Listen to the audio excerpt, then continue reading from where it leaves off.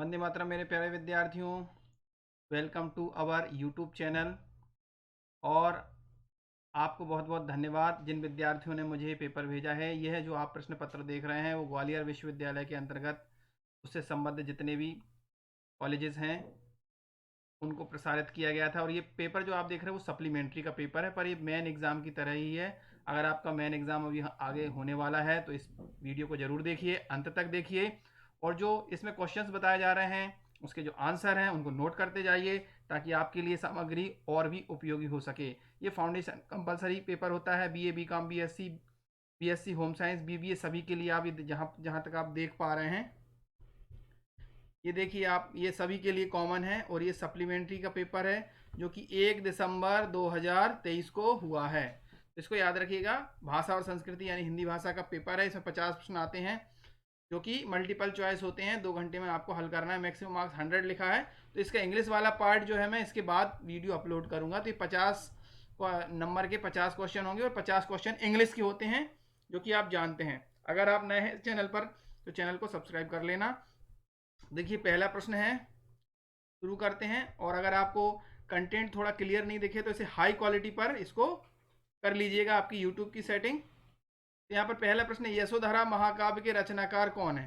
तो यहाँ पर जो देखिए जो ऑप्शन है, उर्मिला, पार्वती, सीता, गीता, ये सभी क्या है? ये ऑप्शन इसके नहीं है। ये प्रश्न जो है गलत बैठता है यहाँ पर। यशोधरा महाकाव्य के रचनाकार मैथिली शरण गुप्त हैं। तो यहाँ पर देखिए यशोधरा खंड काव्य भी है। अगला प्रश्न है, मातृभूमि कविता में आकाश क्या है? तो मातृभूमि कविता में आकाश क्या है? मातृभूमि कविता में आकाश है आपका नीलांबर परिधान, ऐसा कहा गया है। ये नीला अंबर यानी नीला कपड़ा, नीला वस्त्र। ये ऑप्शन इसका सही है। प्रश्न क्रमांक 2 का ए विकल्प सही है। तीसरा प्रश्न है कि मातृभूमि कविता में किसकी वंदना की गई है? तो मातृभूमि कविता में मातृभूमि की वंदना की गई है। चौथा प्रश्न देखिए, मातृभूमि किस युग की कविता है? तो यह द्विवेदी युग की कविता है। और इसके रचनाकार मैथिली शरण गुप्त हैं, जो कि झांसी के चिरगांव के निवासी थे। पांचवा प्रश्न है, हे मातृभूमि वाक्य जो क्या है? तो ये हे मातृभूमि है विस्मयवाचक वाक्य की तरह होगा, संबोधन है ये। पांचवा का सी आंसर सही है। छठवां प्रश्न है, नवाब साहब को किसने कैद किया था? तो नवाब साहब को अंग्रेजी फौज ने यानी अंग्रेजों ने कैद किया था। ये आपका शतरंज के खिलाड़ी हैं उस पार्ट से दिया गया है प्रश्न। सातवां प्रश्न, बेगम के सर दर्द होने पर मिर्जा घर के भीतर क्यों नहीं आए? बेगम के सर दर्द होने पर मिर्जा इसलिए घर नहीं आए क्योंकि उनको शतरंज की लत लगी हुई थी, शतरंज खेल रहे थे। अगला प्रश्न है, आठवां प्रश्न, मीर बिगड़ू नाम किसने रखा था? तो मिर्जा सज्जाद की बेगम ने मीर बिगड़ू नाम इनका रखा था और कहा था आपने इन्हें सिर चढ़ाकर रखा है। ये इस पर मैंने शतरंज के खिलाड़ी पर आपका जो चैप्टर है सिलेबस का, उस पर वीडियो बना दिया है। चैनल की प्लेलिस्ट जो है NEP यानी नेशनल एजुकेशन पॉलिसी नाम से मैंने एक प्लेलिस्ट बनाई है अपने इस चैनल पर। तो उसमें आप क्या करिएगा, उसको क्लिक करिएगा तो सारे फर्स्ट ईयर के वीडियो आ जाएंगे।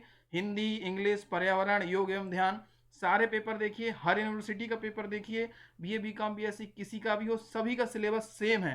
तो आप ऐसा मत सोचिए कि सप्लीमेंट्री का पेपर है तो मेन एग्जाम में नहीं आएगा, मेन एग्जाम का पेपर है तो सप्लीमेंट्री में नहीं आएगा, बीए का पेपर है तो ये बीकॉम में नहीं आएगा। आप सभी देखिए, बीकॉम, बीएससी सभी का पेपर जो है सेम है। यहाँ पर थोड़ा सा हम क्या करते हैं, इसको थोड़ा छोटा कर देते तो आपको दिखाई देगा। अगला प्रश्न, नौवां प्रश्न, मीर साहब के पास घुड़सवार किसने भेजा था? तो मीर साहब के पास जो घुड़सवार है वो वाजिद अली शाह की ओर से भेजा गया था। अगला प्रश्न है, जीप पर सवार इल्लियां के लेखक का नाम बताइए?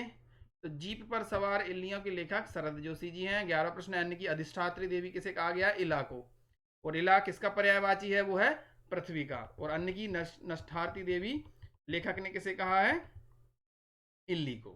तो ये 11 का बी विकल्प सही है। 12वां प्रश्न है, जीप पर सवार इल्लियां में शरद जोशी ने किस पर व्यंग किया? तो उन्होंने नौकरशाही और लाल फीताशाही पर व्यंग किया है। 13वां प्रश्न, भारतीय भाषाओं में किस पर विचार किया गया? तो भारतीय भाषाओं में राम ऐसा चैप्टर है तो इसमें श्री राम पर और राम कथा दोनों पर विचार किया गया है। ठीक है, तो ये इसका आंसर ए और सी दोनों होना चाहिए। भारतीय भाषा में राम नाम पर ही विचार किया गया है, राम और राम कथा दोनों पर ही विचार है। 14वां प्रश्न, रामचरितमानस में कितने भाग हैं? तो रामचरितमानस में भाग, कांड, सर्ग और समय, इनको अध्याय, ये पांचों का अर्थ एक ही है। रामचरितमानस में इसे कांड कहा गया है। तो इसमें कितने कांड या भाग हैं? तो इसमें कुल 7 कांड हैं। ए ऑप्शन सही है। 15वां प्रश्न देखते हैं। 15वां प्रश्न है, सुमित्रा के पुत्र का नाम क्या था? तो सुमित्रा के पुत्र का नाम लक्ष्मण और शत्रुघ्न दोनों थे। राम जो है कौशल्या के पुत्र थे और भरत जो हैं कैकेयी के पुत्र थे।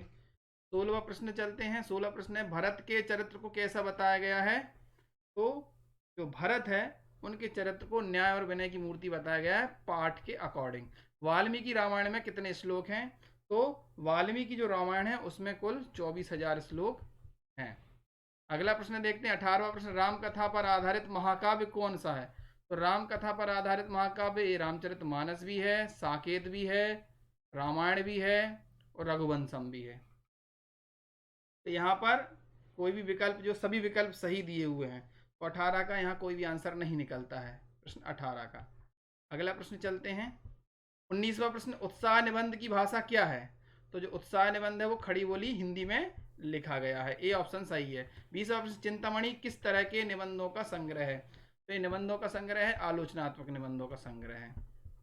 अब पता नहीं चिंतामणि भाग 1 भी है और भाग 2 भी है, तो इसमें ये भाग की बात नहीं की गई है। प्रश्न थोड़ा सा अधूरा है। 21वां प्रश्न है, रामचंद्र शुक्ल का संबंध किस बोली से है? अब देख किस बोली से, वो खड़ी बोली से ही है। उन्होंने खड़ी बोली हिंदी में लिखा है, लेकिन उनका जो बचपन है वो अवधि में भी बीता है। अब उनको ये होना चाहिए कि रामचंद्र शुक्ल का साहित्य या लेखन किस बोली से संबंधित है, ये प्रश्न होना चाहिए था। रामचंद्र शुक्ल का संबंध तो दोनों बोलियों से है, फिर भी यहाँ डी विकल्प उचित है। शुक्ल जी ने प्रथम कवि किसे माना है? 22वां प्रश्न, शुक्ल जी ने प्रथम कवि, अब इसमें भी देखिए शुक्ल जी ने प्रथम कवि अलग अलग युग में माना है। रीतिकाल का अलग माना है, आदिकाल का अलग माना है। तो यहाँ पर प्रथम कवि जो दिए गए विकल्प है उसमें चंद्रवरदाई आते हैं। अगला प्रश्न है, उत्साह कौन उत्पन्न करता है? तो उत्साह कौन उत्पन्न करता है? उत्साह करती कर्म भावना उत्पन्न करती उत्साह। ये भी उसी पाठ से संबंधित प्रश्न है। 24वां प्रश्न, भारत एक है निबंध के लेखक कौन है? तो रामधारी सिंह दिनकर।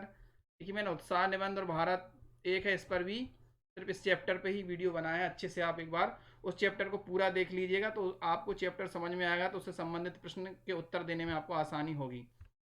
दिनकर का अर्थ क्या है? जी दिनकर का अर्थ बिल्कुल सूर्य है, ये ऑप्शन सही है। दिनकर जी को ज्ञानपीठ से किस रचना के लिए सम्मानित किया गया? तो उनको जो है उर्वशी पर उन्हें ज्ञानपीठ पुरस्कार प्रदान किया गया था। 26 का ये विकल्प सही है और यह श्रृंगार की रचना है।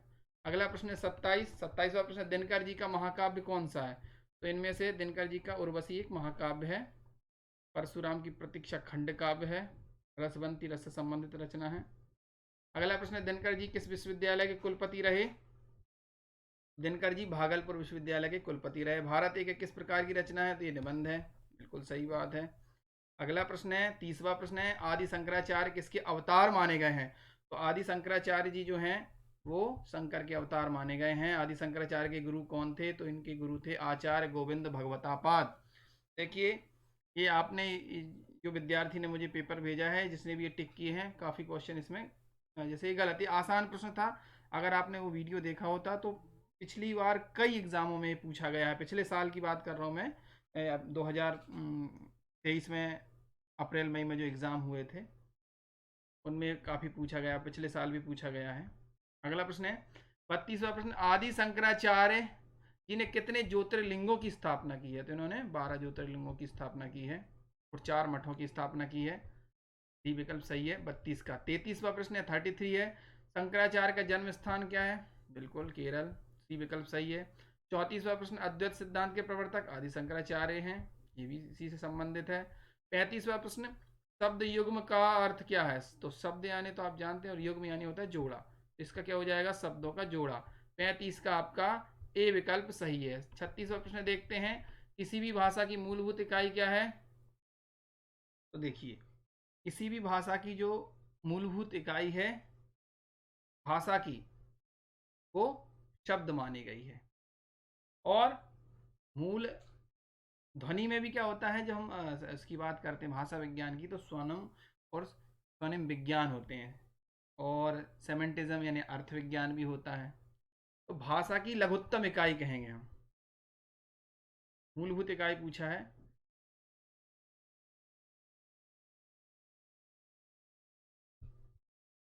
लक्ष्मी का एक नाम यह भी है। देखिए, वाक्य की मूलभूत इकाई होता तो ध्वनि होता, थोड़ा सा क्वेश्चन समझ लेना। वाक्य की इकाई ध्वनि होता, लेकिन भाषा की पूछा है तो ध्वनि संकेतों से मिलके ही भाषा बनती है। ध्वनि संकेत ही होते हैं। जैसे अगर मैं बोल रहा हूं कल, तो कल जो ध्वनि है वो मूलभूत क्या है, स्वर है या ध्वनि है, लेकिन वो शब्द के रूप में है तभी इसका महत्व है। इसलिए भाषा की मूलभूत इकाई शब्द ही मानी गई। लक्ष्मी का एक नाम क्या है, तो लक्ष्मी का एक नाम इसमें से जी बिल्कुल सही है, डी ऑप्शन सीता सही है। हम चलते हैं 38वें प्रश्न पर। जलपान शब्द क्या है, तो जलपान जो शब्द है वो एक शब्द युग्म है। ठीक है, बी विकल्प सही है। 39 के क्वेश्चन को थोड़ा सा गौर से देखिएगा, ध्यान दीजिएगा। 39 जो 39वां प्रश्न है वो है अध का विलोम क्या है। तो अध नहीं है ये, जहां तक मुझे लग रहा है मिस प्रिंट है, ये होना चाहिए अथ। अथ यानी होता है शुरू होना, है ना। तो अथ का सही विलोम होता है इति। कहते हैं ना, अथ श्री महाभारत कथा, यानी महाभारत का शुभारंभ हो रहा है। और जब कोई अध्याय समाप्त होता है तो इति कहा जाता है। संकल्पना का तात्पर्य क्या है, संकल्पना का तात्पर्य है परंपरा से आगत विचार को दृढ़ता से मानना। 40 का सी विकल्प सही है। 41वें प्रश्न पर चलते हैं। ट्रेन शब्द किस भाषा का है, तो ट्रेन शब्द जो है फ्रेंच भाषा का है। पहली ट्रेन भी ट्रांस साइबेरिया मार्ग पर चली थी 1825 में, दुनिया की पहली रेलगाड़ी ट्रेन। 42वां प्रश्न, पारंपरिक दृष्टि से संधि होती है, तो पारंपरिक दृष्टि से संधि 3 ही प्रकार की होती है और स्वर संधि 5 प्रकार की होती है। तो ये 42 का ए विकल्प सही है। 43वां प्रश्न 43, विद्यालय में संधि कौन सी है। संधि पर भी मैंने एक वीडियो बनाया हुआ है, वो प्ले लिस्ट में नहीं है, प्ले लिस्ट के बाहर है, तो आप देख लीजिएगा। मेरे नाम से डॉक्टर धर्मेंद्र कोरी संधि ऐसा लिखेंगे तो यूट्यूब पर आपको सर्च मिल जाएगा। पूरे अच्छे से संधि समझाई गई है, जो कि आपके कॉम्पिटेटिव एग्जाम में भी काम आएगी। अगर कोई भी आप एसआई वगैरह का एग्ज़ाम दें, या जहाँ ऐसा एग्ज़ाम दें जहाँ पर हिंदी भाषा आवश्यक मानी गई है। तो विद्यालय में क्या है, विद्याधन आलय, ये दीर्घ स्वर संधि का उदाहरण है। तो यहाँ पर ए विकल्प सही है।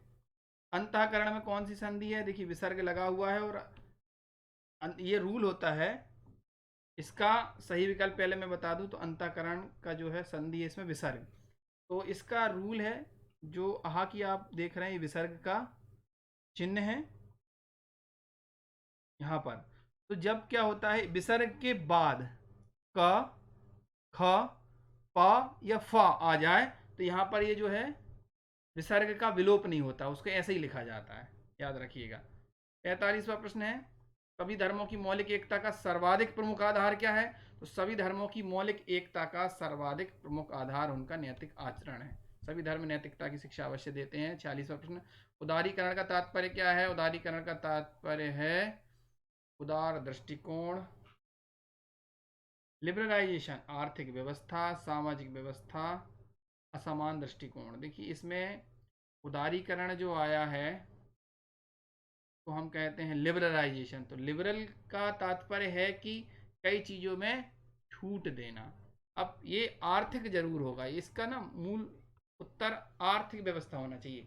इस व्यवस्था में क्या होता है कि एक देश दूसरे देशों को हमारे आयात या निर्यात में बहुत तरह की करों में छूट देता है, लाइसेंसिंग की छूट देता है, जिससे क्या होती है व्यवस्था उदार बनती है। तो उदार दृष्टिकोण ना होकर उदारीकरण एक टर्म है, इसलिए एक ये आर्थिक व्यवस्था के अंतर्गत है।